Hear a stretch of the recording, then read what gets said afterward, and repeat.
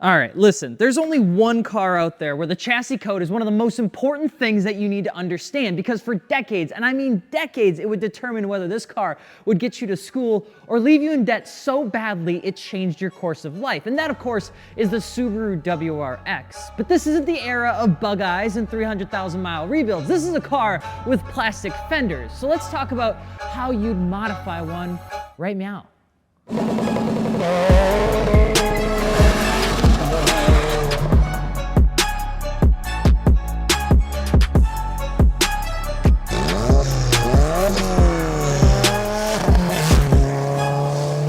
I'm Alex Martini, welcome to Martini Works, and if you're looking for the homie hookup this November for Black Friday or Cyber Monday, modify your car with your friends over at martiniworks.com, or I'm telling your mom that this car ruined your insurance rates. If that is understood, we can get moving forward into the most important part of all, which is the engine. The FA24F, I hate acronyms, engine was introduced in 2018, originally came out of the Subaru Ascent. Taking it a step further, okay, Subaru was going all in on the global platform goal, which meant all the innards of every Subaru was to be shared across as many platforms as they could because of cost. But the FA24 had an all aluminum head and block. It had direct injection and an air bullier to give the 2022 Subaru WRX 271 horsepower and 258 foot-pounds of torque, which you are absolutely going to change. So let's start with that, the tune. Like overclocking a PC, it's possible. It's easy, one might say, but we really have no clue what we're doing. Stock turbos have a sweet spot of 350 wheel, and here's why. Let's play a multiple choice game. All right, let's say that you have one of these. The cylinder pressure in your VB WRX gets a bit aggressive as you start playing with timing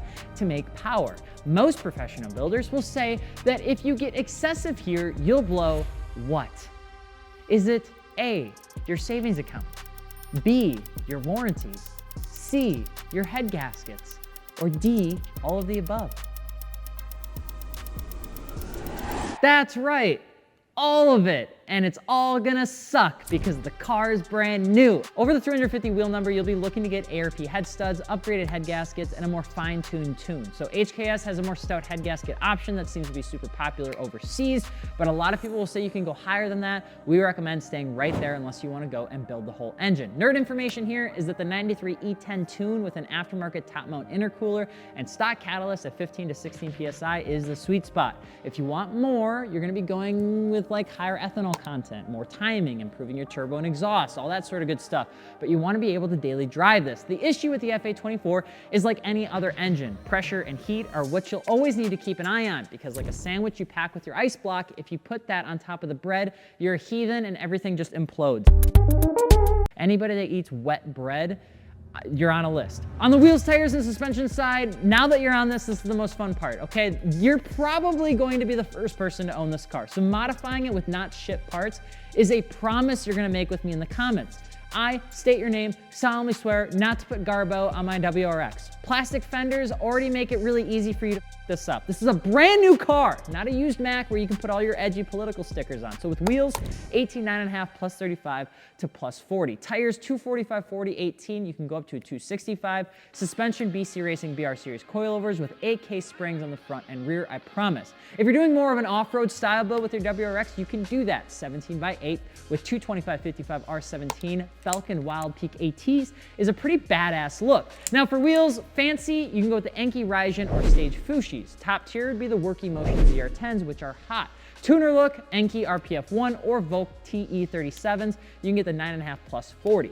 Off-road look, 1552 Super Touring Chicane are awesome wheel options. Now the tires are the most confusing part, which is why we always just tell you to buy your wheels and tires together and let us ship them to your door. But let me get this straight. Wheel weight is important, but spending more on wheels to save on tires is like buying DLC for Fortnite but having a shit computer. Invest in tires with me. I promise you, you'll love it, okay? Continental DWS 06 Plus will always be our go-to for all seasons, followed by the Michelin Pilot Sport 4S. If you need winter tires, Viking Contact 7s won't lead you astray nearly ever. But Alex, I want to make it look like it belongs on a racetrack, not the Michael's parking lot. How do I do that? Great news. Style time. You need to add some hot boy or girl. The STI wing is 100% a need for this car, and it gets the pass because we didn't have the STI.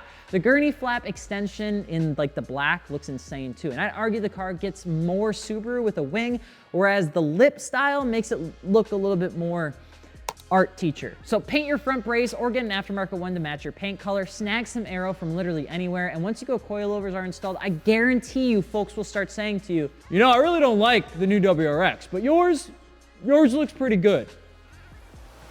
But don't make this mistake. The plastic fenders can work as is, but will go to shit if you mix in wonky carbon fiber. You don't wear stripes and plaid together, so you don't put carbon fiber on plastic accent parts. If you decide to go with aero, make it all match. Sticking with plastic fender flares, then run all your aero to match. If you're going carbon, switch out your fender extensions with carbon fiber versions. Continuity is tough on this platform because it's circular on the top half and it's angular on the bottom half, with two different paint finishes right off the gate.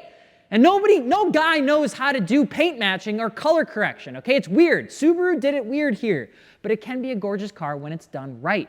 Now, exhaust. Finally, things have changed for new builds. What worked 10 years ago doesn't work in 2025 or in the future. Easiest way to learn that is by logging into your old RuneScape account and realizing that you're too old to start a new fresh account, but you're too stubborn to let that 87 Slayer go that you grinded to when you just got done with college and you didn't know what to do with your life. ETS, Remark, and Nameless are all good options for your car, but most are screamers. I've seen more folks running towards MagnaFlow and Borla recently, and honestly, they sound pretty good.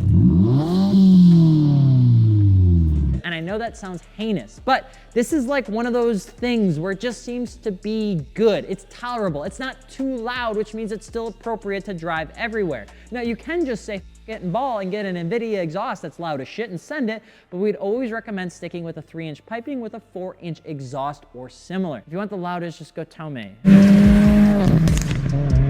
Screw everyone in a half-mile radius of you. Now, we can get into the header downpipe conversation of life, but California is making everybody fucking lame, which means nobody's gonna be able to play with these as these cars get newer and newer. But the ETS GESI catted J-pipe is also a solid option if you're looking for something with regulations because it still meets them while still being a bang-on aftermarket option. Their 400 cell is compliant for all vehicles 2017 and newer for your Cali folks and capable of up to 850 horsepower, which is not something you should be doing to your one and only car. Modifying a new car for 2025 and beyond is a bit of a risk. If you f it up, it's just you, babes, and you're screwed. But then you just have to live with it unless you trade it when you're upside down or you just slowly fall out of love with it. But the new WRX can be a bang-on option. The aero is insane. The exhaust options are endless, and the FA24 can handle anything as long as you're realistic. But modifying your car with your friends makes this way easier. So let us help at martiniworks.com. If we don't have the parts, we want to see folks build their car the right way. And if you need the homie hookup for Black Friday,